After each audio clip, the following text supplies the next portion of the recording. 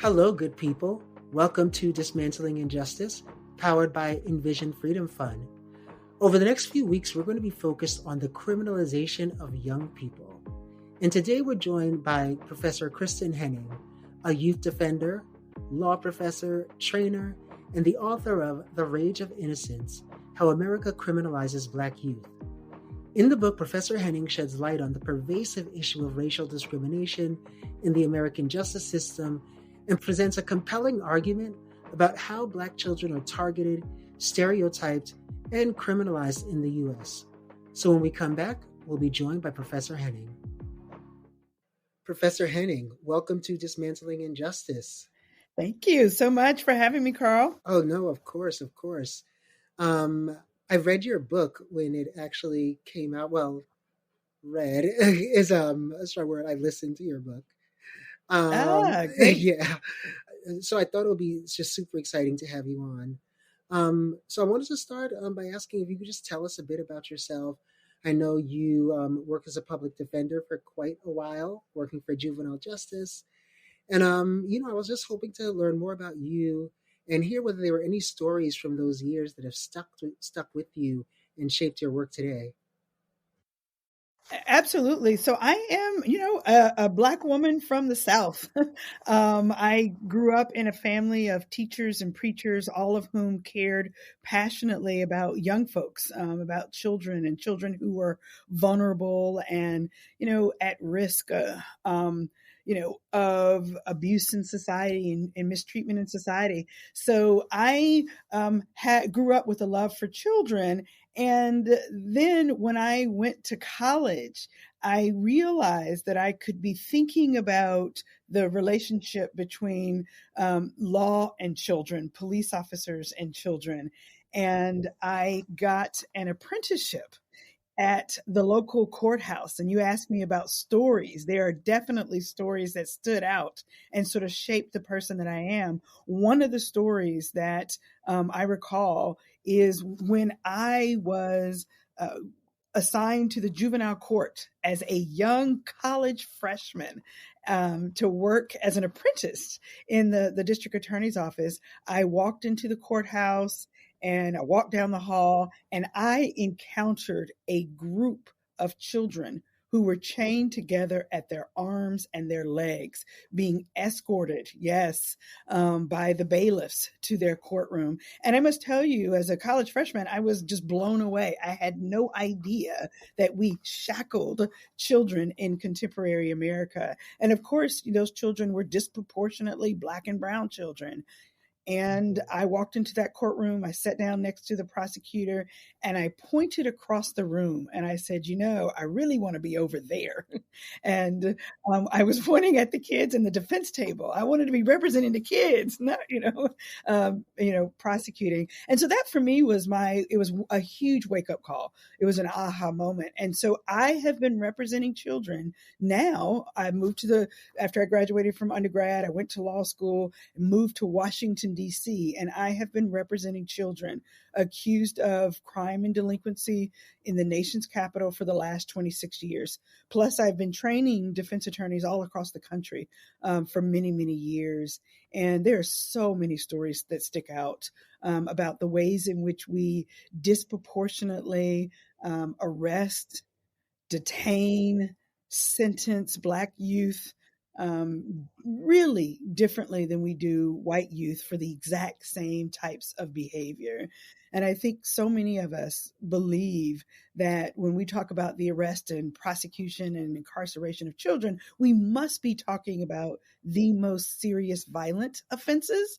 But the reality is the vast majority of children of any race and any class are not engaged in those serious high-profile cases like rape, murder, carjackings, mass shootings, things of that nature. Yes, there is a small percentage of them that do, but we as a society, we react and we respond to the the collective, and I mean the collective of Black and brown children, as if they are a threat, when it is truly a very small percentage, 7-8% at most, who are engaged in that type of serious violent offense.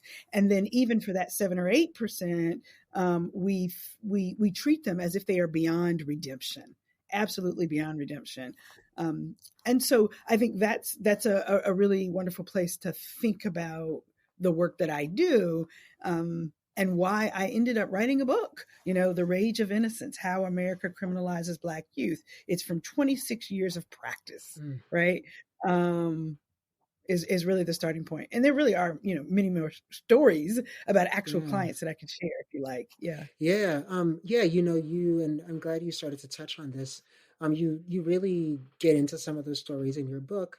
And in particular, you talk about our country's relationship and fear of Black kids, and how it really permeates our systems and society. You started to talk about this relationship and this manufactured fear. I love if you could describe that more, but also if you could get into like, what are the ways that Black children are not afforded the same adolescence or really childhood as their white counterparts? In what ways are their normal um, youthful behaviors criminalized? Yeah, and the best way to really get folks to think about it is to sort of ask yourself, what did you care most about when you were a teenager? And when I ask this, in a crowd of people, I invariably get answers like, look, we cared about the music that we were listening to, the clothes that we wear, that we were wearing, the way we styled our hair, the kids we got to sit next to in the cafeteria, the parties that we got invited to, those kind of things, the risks that we took, the excitement, the adventure. That's what being a teenager is really all about. And so when I talk about the criminalization of Black adolescents, for example, I am talking about the ways in which Black children are demonized, punished, suspended from school, arrested, sentenced, treated as an adult for doing those things that we all did when we were kids, right? So I could pull the thread on any one of those. So let's just take music, for example. Think about country music, pop music, heavy metal, hard rock, all these genres of music that have very similar misogynistic themes, glorification of drugs, sex, violence, alcohol, all the things, right? But pretty much without consequence. We begin to talk about rap music and hip hop music, and the children who listen to it, let's say in a park, are treated and perceived as if they are the most dangerous children alive, right? When all those same genres, other genres, have the same themes. So pull, for example, clothing for a second. Think about the tie-dye era, the hippie era, tie-dye t-shirts, bell bottoms, commonly associated with hallucinogens and weed. But we never, of course, outlawed a tie-dye t-shirt. Think about the all-Black attire, the straight Black hair, commonly associated with the goth era and the goth fashion statement, also commonly associated with some of the mass shootings, right, of the 80s and 90s. Of course, we didn't criminalize all Black attire. And even today, think about the steel-toed Doc Martens with red shoelaces, which some white supremacist group, young white supremacist groups at that, have adopted as their fashion statement. We haven't criminalized that. But what is the one thing that we have criminalized on the books? For example, is sagging pants, right? I have no desire to see anybody's underwear, but the question becomes, are we criminalizing a hip hop fashion that is commonly associated with Black youth in ways that bring them in more frequent contact with the police, which is, unnecessary. And when we're talking about adolescence, a police contact over sagging pants, for example, can go from 0 to 100, not because the kid is, doing anything out of the ordinary, but in fact is being quite ordinary. He's being a normal adolescent. And what do we know about adolescents? They're impulsive and reactive and emotional. They're fairness fanatics. They know they're being targeted, disparately targeted, racially targeted, and sometimes they speak out. So we have to understand how quickly that can turn. And then even without a crime on the books, think about the hoodie. You're wearing a hoodie, Carl, for those of you who can't see you, right? You're wearing a hoodie, and think about how many, Black and brown children are perceived to be criminal just based on that fashion statement. So that's a lot of what I'm getting at when I talk about the criminalization of normal adolescent behaviors. And again, I should point out for folks, as tragic as the violent crime is in our country, right? Like even when we have moments where, carjacking or gun, shootings are, worrisome for us as a community. I worry about them too, but we treat Black children differently when they get caught up into those spaces, right? We forget that they're still adolescents, right? With all of the same impulsivity, poor judgment, failure to think ahead. They're a product of their society, all of that. We give them no grace. Oh, you talked about so much in there. And this makes me think about the fact that, we're having this conversation just a few weeks after the attack on Ralph Yarl, the 16-year-old boy who was shot and wounded. Fortunately, he's alive, but he was seriously wounded after ringing the wrong doorbell in Kansas City, Missouri. He was, he was picking up his twin siblings, and he just went to the wrong address. And now we know that racist interactions with police and self-deputized civilians are often an everyday occurrence for Black children. Can you talk to us about the long-term effects of this trauma and this constant threat of violence? Absolutely. Absolutely. There is a growing body of research documenting the extraordinary psychological trauma that this disparate treatment, this policing, this criminalization of adolescence has on Black children. The research shows that young people who are frequently the target of police surveillance, for example, or who live in heavily surveilled neighborhoods, or who are the frequent target of stops and frisk, or guess what? These 911 calls, right? By civilians report high rates of fear, anxiety, depression, hopelessness. They become hypervigilant, meaning that they're always on guard. For example, not trusting police officers. And that distrust of police officers carries over to other authority figures, for example, teachers, counselors. But it also makes them afraid, right? To be like, think about Ralph, like to walk down the street. And Ralph is not the first one. We think about children in Michigan, right, who walked up because he got lost going to school. And knocks on a door, and the person who answers the door literally runs out to the front porch and begins shooting as he's running away, right? Like this is not the first time any of this has happened. We know this, right? But they live, young people live, Black youth live with that pervasive fear.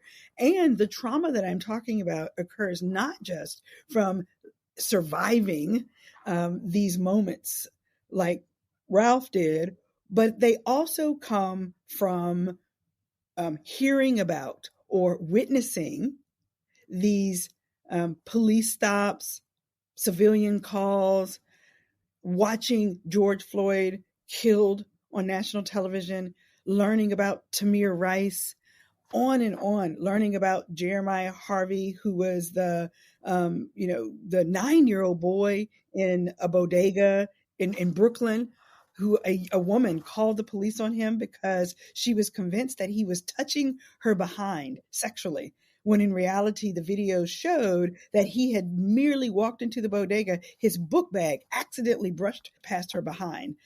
He didn't even look at her, hadn't even noticed that he had hit someone. So these are the kinds of fears and anxiety that young Black kids live with. And so again, that trauma occurs not just from being the direct target, but from hearing about it, witnessing it among people who are friends, family, neighbors, classmates, or complete strangers like Floyd.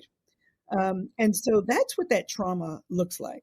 Like as you say that, I'm also reminded of the incident that happened here in New York City just this week, where a young man, maybe not an adolescent, was killed on the subway station by another passenger in front of dozens of people for asking for money. Right. And it's something, for those of us that ride the subways here in New York City, we see a lot of youth on the subway also asking for money or selling candy, performing on the subway. And this type of trauma, when they witness something like this lives with you. Absolutely.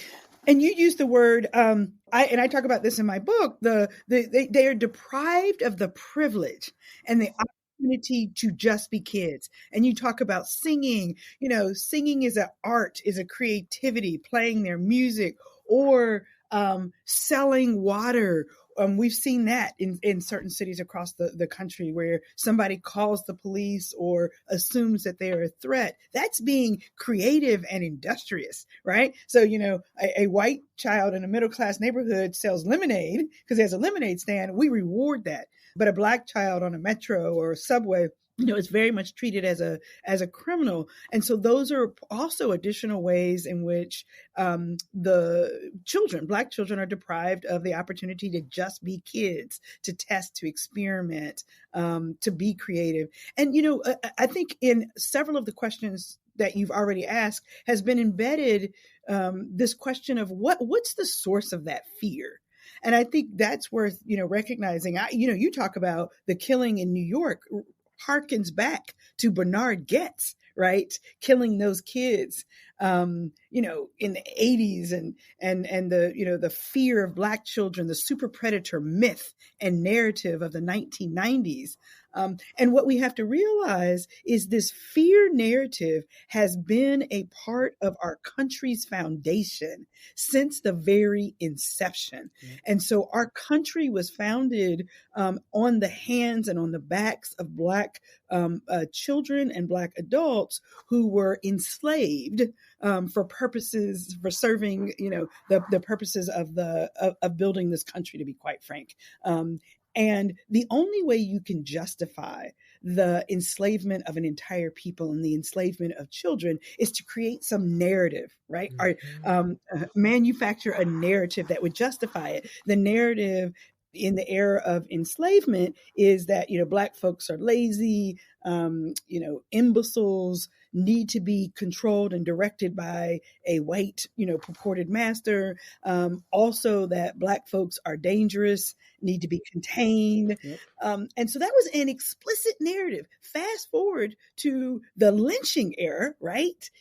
Post-emancipation, folks are still being lynched. In order to lynch a 14-year-old like Emmett Till and other folks, again, you have to manufacture a narrative mm-hmm. that will justify that level of brutality. The narrative there is that Black men in particular and Black boys are brutes and thugs and a threat to white women. That's the narrative that gets a Emmett Till killed. We're still talking explicit narratives. Fast forward again to the 1990s, and we're already talking about the super predator myth. There was a moment of temporary uptick, and it was a temporary uptick in crime in New York. And, a professor, John DeUlio, claims that Black children are going to run amok by the year 2000 and rape, maim, and kill and literally wrote about this in papers and called them super predators. That narrative alone, an explicit narrative naming Black children,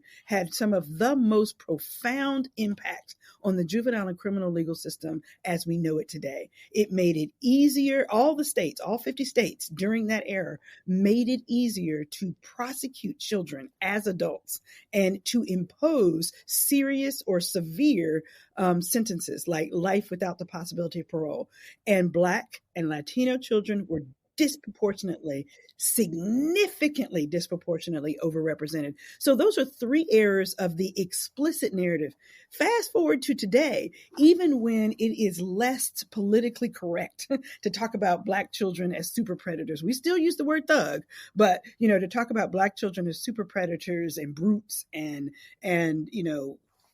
hypersexualized, even though we don't talk about that explicitly in quite the same ways, you better believe that these 911 calls, these shootings that are happening on the subway and elsewhere when somebody asks for money, somebody's laughing, dancing, talking, that is a part of that embedded narrative that has now become subconscious. I ask the average person, the average listener, right, who is committed to the well-being of Black children, to ask yourself, when you walk through a park and you see a group of Black boys or girls laughing, being silly as teenagers are wont to do, right? Aren't you afraid? Do you pause? Do you hesitate before you keep walking? That's a part of that subconscious bias that is causing that fear and driving those shootings and 911 calls. You really broke down this history of the way that fear has been used to justify violence against Black youth in particular. But what's the path forward? Are there any solutions? It's less politically correct today to use terms like super predator, but I'd argue it's like very mildly, Right. Yeah. You are right. And they're new words, right? Like I'll tell you, even the people, so we talk about juvenile court and we talk about the juvenile this and the juvenile has done that. I'll tell you, the kids that I represent say that the word juvenile is the new word for thug. You know what I mean? So did you see that juvenile on the street corner? First of all, we don't call our own kids juvenile. So why are you calling, some, kid that you see, juvenile? And I know that sounds like a strange, concept, but we actually did some research around this and we found that there is no other context that is a positive context in which that word is used. It's like juvenile diabetes or like, as a disease, juvenile male as in a horse, or juvenile. And the word is meant to be thug, delinquent, fool, hooligan. It's the new word that is supposed to be sanitized. So you're absolutely right. You asked the question, what's our path forward? And I think that's the right question. I think there are several ways forward. I think for, what I call, a lay reader, right? A lay listener, the average person listening to a conversation like that is one, we all have to check our own biases, right? And some of that comes from getting proximate to the young people who are most impacted. And so one of my, a psychologist friend of mine said something that has just never left me, which is that every single child in this country deserves at least one irrationally caring adult. I take that further and say every child deserves a team of irrationally caring adults. What does that mean? That means we understand that we were children too, and that every kid is going to make some mistake, do something, wrong. And sometimes even that wrong impulsive behavior leads to some tragic outcome. But we're going to show grace. We're going to show support, redirection, compassion, all of that for that young person. We're not going to embarrass them, shame them, put them under the jail. We're not going to do that. So that's really important. One, so getting proximate to some child that's not your own and being that irrationally caring adult. I would say, though, as a matter of policy, I think we as a community need to think about how do we intervene in the lives of young people without traditional law enforcement strategies. And I don't just mean policing in a blue uniform, but I truly mean intervening with young people who are at risk, young people who have mental health needs, young people who are impoverished, young people who lack vision, but providing opportunity and a continuum of mental health supports. And so, if we're worried about school safety, we're worried about community safety, then we need to adopt a public health approach to that challenge, right? And so what in the world does that mean? It means, right, a trauma-informed approach that recognizes the incredible importance of cultivating relationships, meaningful relationships between adults and children. It means a racially equitable approach to safety, and it also means a restorative justice framework. Yeah. At a very, very practical level, it means we are going to spend our dollars less on police in schools. In fact, it's not radical to say that we need police-free schools, that instead we need a continuum of mental health supports, counselors, therapists, groups, social emotional learning in the curriculum. We need all of that. We need peer intervention. And in those schools, and I don't pretend like violence doesn't exist, but in those schools where there is real violence, we need violence interrupters and credible messengers, people who look like the children who are most impacted, who can go into those schools and engage them on a one-on-one level, who can intervene, right, with those skills and not a law enforcement punitive intervention. Right. Everything you're saying sounds logical and makes complete sense. The problem is that we don't, our society doesn't invest in solutions that actually work. We invest in the easy answer, which is lock them up and criminalize. To actually think about longer term solutions requires an economic investment, but also a political investment. That's right. We know policymakers, that's top of mind for them most of the time. And our youth, to them, they don't have power, but they're building it, which is very encouraging when we see youth movements start to come together and to push for these things as well. That's absolutely right. I was actually, as you were talking, I was just thinking about youth activism and who's the voice. And so I say a couple of things. I get it, right? That there are so many both lawmakers and constituents, right, who have a hard time accepting what works under the research, right? So for a lawmaker, it takes a lot of courage. It takes research, or at a minimum, when I talk about research, it means engaging with folks who've done the research and have gotten empirically based evidence about what works best and what doesn't work best. We know that locking kids up under the jail, if you will, is not helpful, right? These kids eventually come out, and they come out worse for wear, right? And that we would rather, and I get it, again, a lawmaker has to answer their constituents. Their constituents, as you said, want an easy answer. If I feel unsafe, even as a Black woman, I feel unsafe, I want to live in a safe neighborhood. What will you fund that will help me feel safer? And the thing that lawmakers across the country are willing to fund is traditional law enforcement responses. We live in a country where everybody has been literally brainwashed to believe that the only way to keep us safe is to have law enforcement. And we see in other countries that have lower crime rates than we do that that's not what's necessary, right? So why don't we look at what works? Why don't we invest in mental health? Because it's not fast, it's not easy, and because we've invested so much already in traditional law enforcement. So to go backwards is what people would say instead of forward. But it's forward looking to figure out what the alternatives are. So with regard to the constituents, it's part of it is educating constituents too. It's getting those folks who are who are pushing and who are the loudest around crime control to understand what the alternatives. If you only teach me about police in schools, if you only teach me about law enforcement in my community, then that's what I want, because that's all I know. But if somebody teaches me and promises me that they will fund what really works, then I would want that instead, right?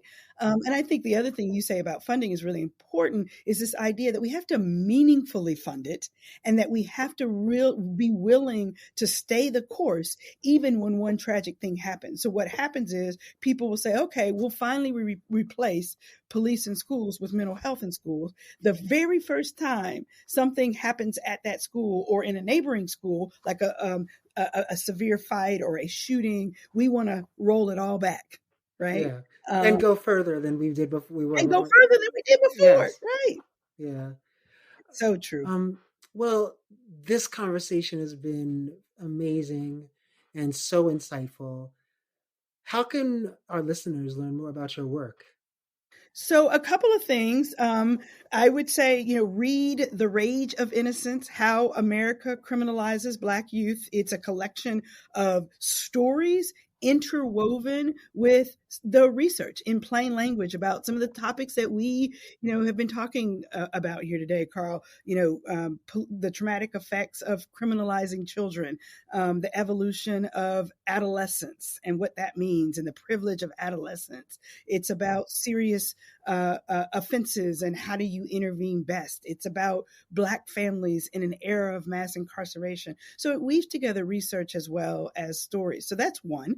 Another thing is I teach at Georgetown Law School, so I am a law professor, but I direct a juvenile justice clinic and initiative, meaning that we are on the ground in the community representing children. We are also providing extensive trainings, workshops, speaking engagements to people across the country, people like your listeners, teachers, judges, prosecutors, police officers, defenders, you name it, libraries even, right? Social workers, psychologists. We want folks to understand this information as they make decisions, as they provide treatment, as they intervene in the lives of children. You can find that work. You can literally Google, I hate to have you do this, but it's the best way to do it, the Georgetown Juvenile Justice Clinic and Initiative Racial Justice Work. If you just put that in, Georgetown Juvenile Justice or Racial Justice Work, you'll find me. Kristin Henning, Prof. Kris Henning at all of the social media handles. And I have a website called rageofinnocence.com. So I hope you'll check us out and see what we're doing in the community. Yes. And listeners, I definitely encourage you to get your hands on Professor Henning's book. It's amazing. Again, if you don't like reading, listen to the book. I got it on Audible. And yeah, it was fantastic. And something about having the stories told to me was that actually made it even more resonant. So thank you so much for joining us, Professor Henning. This has been amazing. Thank you so much for having me and for having conversations like this. Listeners, until next time, we are out. Thanks again for joining us. Dismantling Injustice is brought to you by Envision Freedom Fund, an organization that works to transform the immigration and criminal legal systems while meeting the critical needs of individuals impacted by these systems daily. To learn more about our work and donate, visit us at envisionfreedom.org. That's envisionfreedom.org. Dismantling Injustice was created by Sally Israel. Our executive producer is Abigail Wolf and hosted by Carl Hammond Lipscomb. That's me. Special thanks to the team at Envision Freedom for being amazing. Until we're all free, peace out.